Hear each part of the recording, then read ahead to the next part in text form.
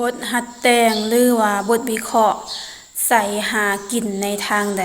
กับชีวิตประจำวันคือว่าหลังจากที่ว่าข้าพเจ้าเนาะได้โพสต์ลงอยู่ใน Facebook ส่วนตัวว่าผลการสอบเสร็จจบสั้นม .4 หั่นนะปรากฏว่าวิชาภาษาอังกฤษหันได้คะแนนสูงกว่าวิชาภาษาลาวแล้วก็มีหลายๆคนออกมาคอมเมนต์ต่างๆนานาบางคนก็บอกว่าภาษาลาวมันมีหัดแต่งมันแต่งบ่ได้มันยากมันบ่คือภาษาอังกฤษมันมีแต่ปลาละไนแล้วบางคนก็ว่าภาษาลาวนะมันสลับซับซ้อนคำถามมันก็ค่อนข้างจะยากเพราะว่าวุ่นวายเข้ากับไวยากรณ์เนาะ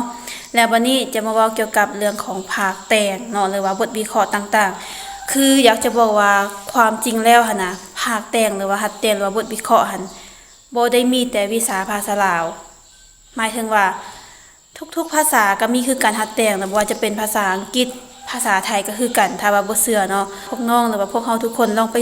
ไปเบิ่งก็ได้อยู่ในการศึกษาของต่างประเทศบ่ว่าจะเป็นภาษาลาวภาษาอังกฤษภาษาไทยหรือว่าภาษาอื่นๆก็มีหัดแต่งคือกันเนาะเพราะว่าในการเขียนหัดแต่งมันจะเป็นการเขียนเรียงความนะเป็นบทที่ค่อนข้างจะยาวหน่อยนึงเห็นบ่พวกเฮาจะสังเกตเห็นว่าเวลาที่เฮาเรียนภาษาอังกฤษแม่นบ่เพิ่นมักจะให้เฮามาจังได๋ก็หาหัวข้อให้เฮาเขียนตัวอย่างว่าเกี่ยวกับครอบครัวเนาะให้บอกชื่อนามสกุลของผู้เขียน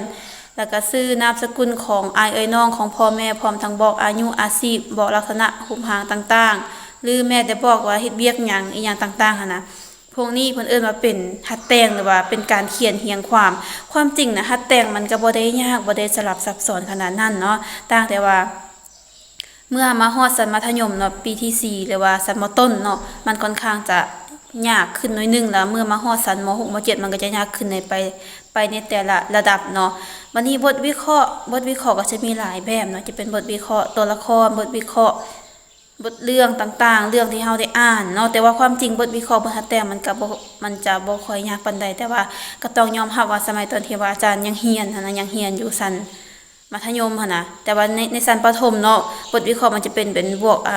พวกบทพรรณนาคนพรรณนาสัตว์วัตถุสิ่งของต่างๆตัวนั้นมันค่อนข้างจะง่ายเนาะแต่ว่ามมัธยมมันจะเป็นบทวิเคราะห์บทเรื่องซึ่งว่าบทเรื่องนั้นก็บ่ได้เป็นบทเรื่องที่ว่าเฮาเบิ่งบ่ได้เป็นบทเรื่องจริงส่วนหลายมันเฮาจะเอาบทเรื่องที่ว่าอยู่ในปุ่มบทแบบเรียนหั่นนะมาวิเคราะห์มาแต่งต่างๆแล้วมาฮอดชั้นม4ม7มันจะเป็นบททัดแต่งอธิบายพิสูจน์วิจารณ์ต่างๆตัวนั้นแม่นส่วนหลายแม่นเฮาพัดบ่ได้เอาอยู่ในเรื่องเฮาจะเอาเป็นคำเว้าเป็นคำสุภาษิตแล้วเฮามาอธิบายให้มันกระจ่างแจ้งขึ้นตื่มเนาะอยากจะบอกว่าทุกประเทศหรือว่าทุกภาษาแม่นมีหัดแต่งหมดเนาะบ่ได้เว้นแต่ภาษาลาวต่างแต่ว่าเวลาที่เฮาเรียนจบชั้นม4หรือว่าม7หั่นน่ะพวกวิชาอื่นวิชาเลขวิชาคิดเลขหรือว่าภาษาอังกฤษย้อนว่ามันเป็นวิชาภาษาต่างประเทศเนาะที่ว่าเฮาจะต้องได้ใช้เป็นภาษากลางต่างๆดังนั้นเวลาที่เฮาเรียนเพิ่นจึงเอาให้เป็นส่วนหลายจะเป็นภาคปรนัยแม่นบ่แต่ว่าอยู่ในคำถามมันจะเป็นคำถามยาวเด้คือบางอันเนาะเพิ่นจะเอาเพิ่นก็จะยกคล้ายๆคือกับบทเรื่องเป็นหัดแต่งยาวๆหั่นแหละมาให้เฮาอ่านแล้วหลังจากเฮาอ่านมาแล้วก็จะมีคำถามมาให้เฮาเป็นปรนัยแล้วให้เฮาตอบตามนั้นเนาะวันนี้เฮามาเข้าสู่คำถามหลักที่เพิ่นว่าบทหัดแต่งหรือว่าบทวิเคราะห์ใส่หากินในทางใดกับชีวิตประจำวันอยากจะบอกไว้ก่อนว่า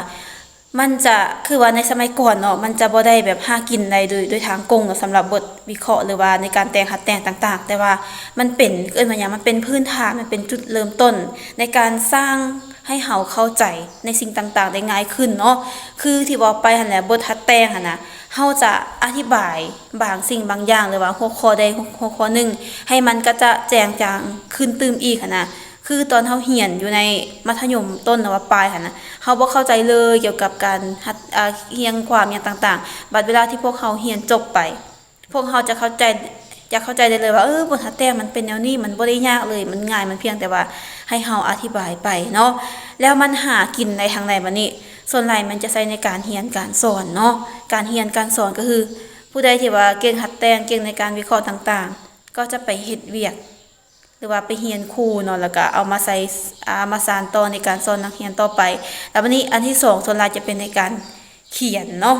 ในการเขียนโครงการอีหยังต่างๆแม่นบ่คือแบบในการเขียนโครงการมันต้องใช้ทฤษฎีต้องใช้การแต่งการเขียนให้มันหลายๆนะนอกจากนั้นเด้ก็คือแบบการไปเป็นนักเขียนนักประพันธ์เฮาจะเห็นนักเขียนนักประพันธ์นี่หลายคนบ่ที่ว่าโด่งดังเนาะที่ว่าแบบ ได้รับรางวัลต่างๆแล้วบางทีก็ได้เอาเรื่องที่เขาเขียนเป็นบทละครเป็นบทเรื่องต่างๆนั้นนะไปบรรยายแม่นบ่หรือว่าก็เอาไปขายคืออยู่ในบทกาพกรเรื่องสั้นนวนิยายเนาะเขาจะเห็นนักเขียนหลายๆคนที่ว่าเพิ่นได้เขียนมาแล้วก็เอาไปขายได้เพราะมันก็จะสอนให้เฮาฮู้ในการใส่ศัพท์ภาษาต่างๆการบรรยายอย่างต่างๆเนาะบัดนี้มีอย่างอีกบัดนี้ในการเป็นพิธีกรหรือว่าโฆษกคือเฮาฮู้ดีว่าในการเป็นนักเว้าน่ะจะต้องได้เป็นคนที่มีความรู้กว้างขวางสามารถตีราคาหรือว่าตีความหมายของอันสิ่งต่างๆหรือว่าของคำที่เฮาได้มาหั่นน่ะดังนั้นเวลาที่เฮาเอาไปใช้เว้าในการเป็นพิธีกรหรือว่าโฆษกถ้าเฮามีความรู้ในการเขียนหลายหรือว่าเฮาสามารถบรรยายได้หลายมันก็จะเฮ็ดให้การเว้าของเฮาหั่นมันได้ดีเนาะได้ดีแล้วก็มีเสน่ห์บัดนี้เฮามาเว้าในการหากินในทางปัจจุบันบัดนี้เนาะคือคนที่ว่าแต่งเก่งหรือว่าแต่งบทวิเคราะห์เป็นหั่นน่ะบางคนจะไปเป็นหยังไปเป็นนักเขียนบทละครต่างๆหั่นบ่คือเฮาเห็นว่าอยู่ในประเทศไทยแม่นบ่หนังที่เขาเจ้าแสดงหั่นน่ะแสดงเป็นวิดีโอเป็นเรื่องสั้นต่างๆที่เฮาเบิ่งใน TikTok ใน YouTube ใน Facebook หยังต่างๆหั่นน่ะก็ล้วนแล้วแต่ว่ามีคนเขียนบทแม่นบ่มีคนเขียนบทมีคนบรรยายมีคนแบบวาดภาพอีหยังต่างๆถ้าว่าเฮาเขียนบ่เป็นหั่นน่ะเฮาก็จะบ่สามารถเป็นบทประพันธ์ออกมาได้แล้วก็บ่สามารถให้คนอื่นมาแสดงได้แล้วคือกับบทวิเคราะห์เห็นบ่มันเป็นการวิเคราะห์บุคคลวิเคราะห์ท่าทางวิเคราะห์คนในเรื่องที่ว่าเขาจะแต่งให้เขาเป็นแบบใดเขาก็ต้องใส่การวิเคราะห์ตัวอย่างว่าคนนี้มันเราเป็นฐานหมอในการแสดงของเรามันต้องเป็นแบบใดมันก็ต้องไปในทางนั้นคือกันเนาะซึ่งว่าเขาจะเห็นได้หลายเนาะที่ว่าแบบคนที่เขาเจ้าสร้างวิดีโอสร้างหนังต่างๆกันน่ะเขาเจ้าก็มีชื่อเสียงแล้วก็ได้เงินพอแม่นบ่เอาลง YouTube หรือว่าเอาลง Facebook TikTok ต่างๆเนาะวันนี้ต่อไปเนาะก็คือแบบเมื่อเขาแต่งเก่งเขียนเป็นหั่นน่ะเขาก็สามารถไปเขียนบทเอิ้นว่าหยังก็บทโครงการจบสั้นบทวิทยานิพนธ์ต่างๆคืออยากจะบอกไปว่าบทวิทยานิพนธ์เนาะบ่ได้แม่นเฉพาะแต่ว่าคนลาวได้ที่ว่าเขียนหรือว่าการศึกษาลาวในทุกประเทศมันเขียนหมดแม้แต่ไทยฝรั่งอังกฤษต่างๆขึ้นกับว่าเขาจะเขียนเป็นภาษาใดเนาะเป็นภาษาลาวภาษาอังกฤษภาษาไทยก็ขึ้นกับว่าเฮาเรียนอยู่ในระดับใดเรียนอยู่ในประเทศใดเนาะอันนี้ก็คือแบบมาตอบคำถามที่ว่าคันว่าแต่งเก่งหรือว่าบทแต่งบทวิเคราะห์เก่งแล้วมันเฮาจะหากินในทางใดจะหากินในทางใดเนาะอันนี้ก็คือบอกไว้เลยเนาะว่าได้หลายทางนะเพราะว่ามันเป็นพื้นฐานมันเป็นพื้นฐานให้เฮาได้เป็นที่ว่าคนเก่งหรือว่าถ้าว่าอยากให้มันหากินโดยทางกงก็คือในการไปเป็นนักเขียนเนาะนักเขียนนักประพันธ์เขียนเรื่องสั้นเขียนวิดีโอให้คนอื่นมาแสดงหรือว่าไปเขียนบทวิทยานิพนธ์